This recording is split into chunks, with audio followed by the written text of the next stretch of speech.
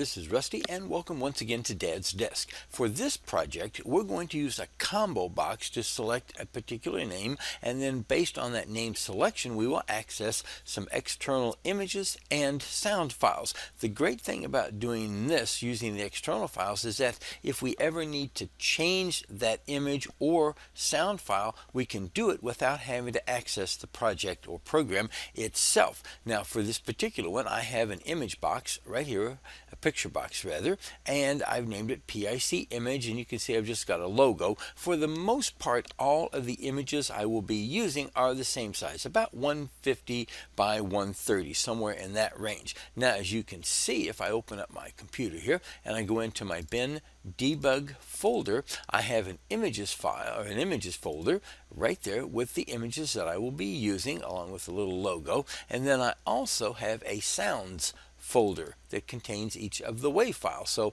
I've got some sounds of a horse, a cow, a pig, and a sheep on this one, some that my kids have recorded, so don't laugh at them because some of them are not necessarily the best in the world. Okay, let's get started on this one. I've got a combo box also, and in this one called CBO Animal, the items within this one, I have each of the names of those particular animals, and so when they select one, that's based on that selection, we'll do a select case statement that will go out and find those particular sounds to play. So let's go ahead and double click on this one right here, and we'll just put in something here that says like displays the image and plays a sound. Now, right off the bat, normally I would make my variables global variables, but since I'm only using one, I'm going to take whatever they select from that combo box and use that to determine what sound and image I want to work with. So I'll say dimension str animal,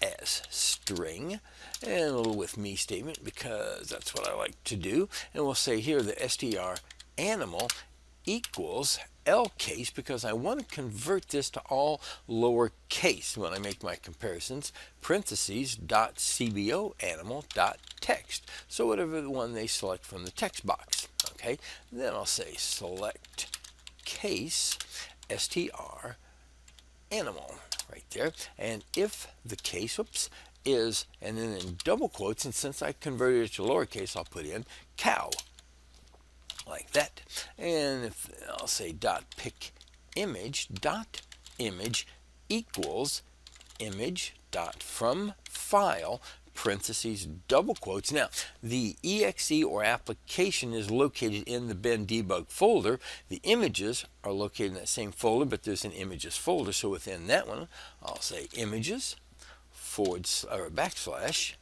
that's going to be cow.jpg. There we go, double quote, close parentheses. For the sound file itself, all I have to do is say my.computer.audio.play, parentheses, double quotes, and then we're within the sounds folder, / that'll be cow. Each of these are a WAV file, so .wav. Very good. Then we'll come in here and I'll say, all right, what if the case is, double quotes, the horse? Now, just in the interest of time, I'm just going to take these two lines, okay, copy, because you've seen my typing so far on this video. There we go. I'll change the cow JPEG to horse JPEG, and the WAV file to the horse WAV file. Bingo, there we go. And we'll come in, I'll do it again. I'll say case, let's look for double quotes, pig. Come in, Control V to paste, change cow to pig, cow to pig. There we go. And then for the sheep, there we go. We'll say case, double quotes, sheep, paste again. Let me scroll up just a little bit there, right? And we'll say sheep and sheep. Now, I don't have to do this, but what I'm going to do is a case else statement, just in the event something strange happens. So here I'll say case else, paste it in, and we'll just do the cow one again. Okay, so let's go ahead and do a start and see how this works. See if we'll go out and get each of those particular sounds. And again, there were some of my kids years ago, I had them record these sounds so that they may not be the best, and it's kind of their little artwork on the animals themselves. So we'll say cow. There's the cow. I even had to give them names. The horse,